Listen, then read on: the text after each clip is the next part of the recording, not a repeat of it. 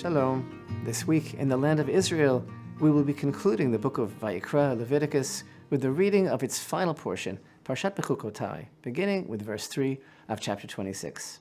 The Parashat begins with God's promise of his blessing, which will be the result of following his decrees and observing his commandments. If you will follow my decrees and observe my commandments. These blessings are given over in short form, with sparing language, but yet these verses serve as a classic example of how less is more.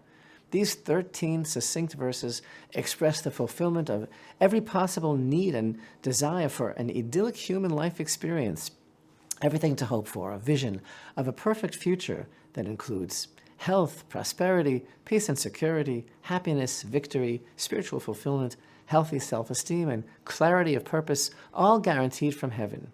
And the best part is the culmination of it all. God promises, I will walk among you, I will be God unto you, and you will be a people unto me. But this portion of Bechukotei transitions into a difficult read, because the blessings are followed by 29 verses of what is known as tochacha, Hebrew for admonition. This section warns the children of Israel in great detail of the punishment that will befall them if they do not observe Hashem's commandments, if they reject God's Torah. These verses describe a series of, shall we say, consequences that will be visited upon Israel in cycles which will increase in intensity, commensurate to the nation's level of obstinacy and denial. These punishments or consequences for not heeding God are severe. They paint a bleak and desperate picture, and the verses are so hard to hear that it's even customary for the reader, reading publicly in the synagogue from the Torah scroll, to intone these verses quietly in a hushed undertone. It should be noted that we have seen how many of these stark pronouncements have come to pass throughout history, in one form or another. As opposed to the language of the blessings, which are brief, without providing a lot of detail, but again, very beautiful and comprehensive, inclusive of everything good, as opposed to that, these curses are elaborated upon in great detail. But it all begins with the words, but if you will not listen to me and will not perform all of these commandments, if you consider my decrees loathsome, if your being rejects my ordinances, so as not to perform all my commandments, so that you annul my covenant, then Hashem declares, I will do the same to you. And the Torah proceeds to outline 5 cycles, 5 distinct levels of intensifying punishments that will be visited upon Israel. All told, it's more than the opposite of the promise of the blessing. It's more than simply a dystopian vision of reality that unfolds before us. The verses paint a picture of a living nightmare of suffering, of subjugation, fear, insecurity, impotence, and desolation. So my first question is, why is it that these warnings appear here, specifically at the conclusion of the book of Vayikra? So we need to really open up our hearts. For weeks now, we've been immersed in the unique experience that is the book of Leviticus, called by our sages the heart of the Torah. This book has opened up our eyes to man's place in Hashem's world. Leviticus has constantly conveyed a perception of reality which beckons to us to focus on the presence of God in this world. Just as the camp of Israel in the desert encircles the tabernacle in its midst, constantly reminded of the Shekhinah that resides with him. Living with God in our midst throughout our everyday of life is our goal. And Vayikra, that began with a still small voice, Leviticus, has deepened our sensitivity to life and has shown us the way to appreciate the sanctity of life and how to develop a sense of reverence for all life, all the while reminding us that holiness means separation, that we must separate ourselves from the banality of this world, that we must separate between life and death, that we must cherish life and shun death. The laws of the Kohanim and the concept of the impurity of death have exposed the falsehood of death and the eternal nature of the human soul. The temple offerings that we've learned here in Leviticus have taught us the unity of all creation, and at the same time, they have heightened our awareness of our need to constantly reinstate the preeminence of our own godly soul, to rise above our base animal nature. We've received rules of bein adam lechavero, between man and his fellow man, rules for fostering and safeguarding a healthy and productive society, commandments that adjure us to treat others fairly and to practice honesty in all our endeavors. We've learned about the cycle of Hashem's sacred time, Shabbat, Chodesh, the Moadim appointed festivals, and the Sabbath and Jubilee years. And running through everything throughout the whole sacred book of Leviticus is the divine voice. And the bond that connects together all these themes is the call to holiness, to rise above mundanity and the dull torpor of empty and meaningless existence, to recognize God in every aspect of creation, a unified creation in the reality of Hashem, who brings forth all of creation anew at every single moment. This is the key to understanding these verses of admonition. How are we living our lives? In acknowledgement of the Creator or in denial? Those are the only two options. There's no in-between, there's no middle ground. And what we choose is entirely up to us. It's actually a fitting conclusion to Vayikra. For here, we've been instructed in the rules for Hashem's home, for the Shekhinah, Hashem's presence to dwell among us. And I don't mean Hashem's home, just the temple, but this world. But open up your heart still. Is that something that we even want?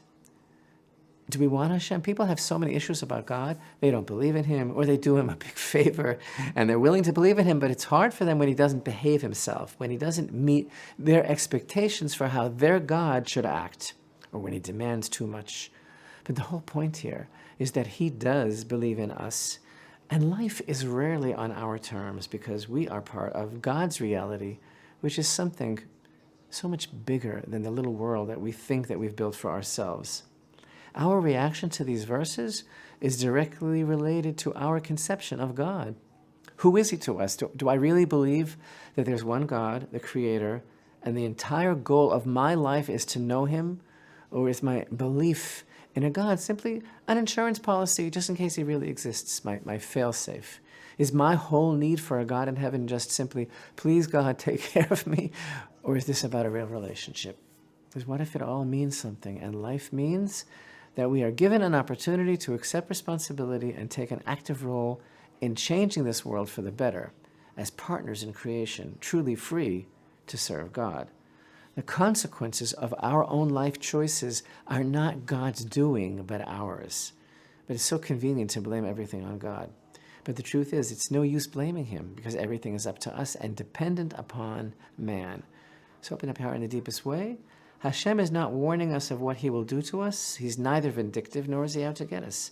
But in His love, Hashem is warning us of what in our self-centeredness we may end up doing to ourselves. So this is really very deep.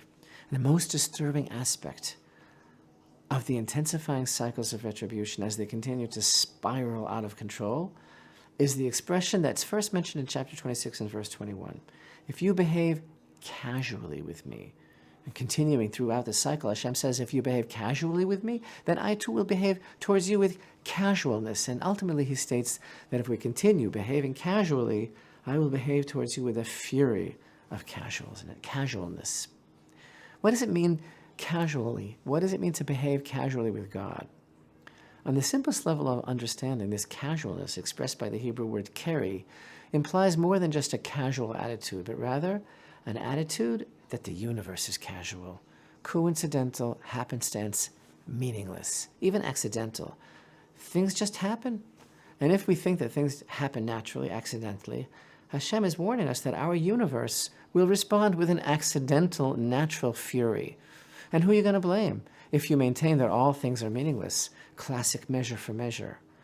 And the great Rabbi Samson Raphael Hirsch translates the Hebrew not as if you behave casually to me, but if you are indifferent to me, expressing the idea that the consequences that are described here come about as a result of being indifferent to God.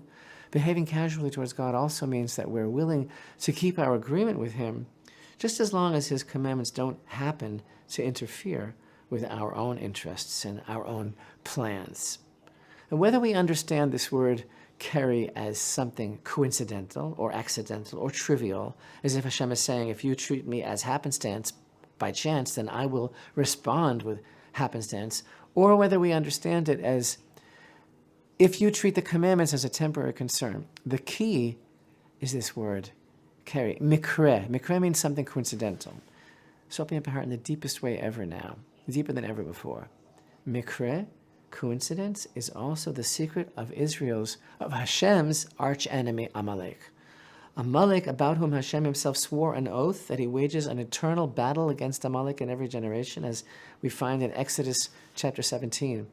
And in Deuteronomy chapter 25, we read, "Remember what Amalek did to you on the way when you were leaving Egypt, when he happened upon you." And everybody knows that Amalek, whose goal is to do away with God altogether, is all about sowing doubt and despair, about convincing a person that everything just happens in a godless world. Happenstance is the whole Amalekite worldview, a whole way of looking at things, a justification. So, do we buy into that scam, that Hashem's universe is casual, or do we acknowledge and recognize and admit and internalize that there is a creator?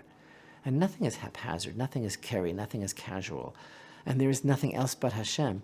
And simply by being part of his creation, by being in this world, we are part of him. And by listening to that voice, by listening to Hashem's voice and following his Torah, we are given the awesome privilege of elevating all of creation, the recipe for fixing and restoring the world. Shalom. Thank you for watching, and don't forget that Jerusalem Lights needs your support to continue our outreach of Torah for everyone. Shabbat Shalom.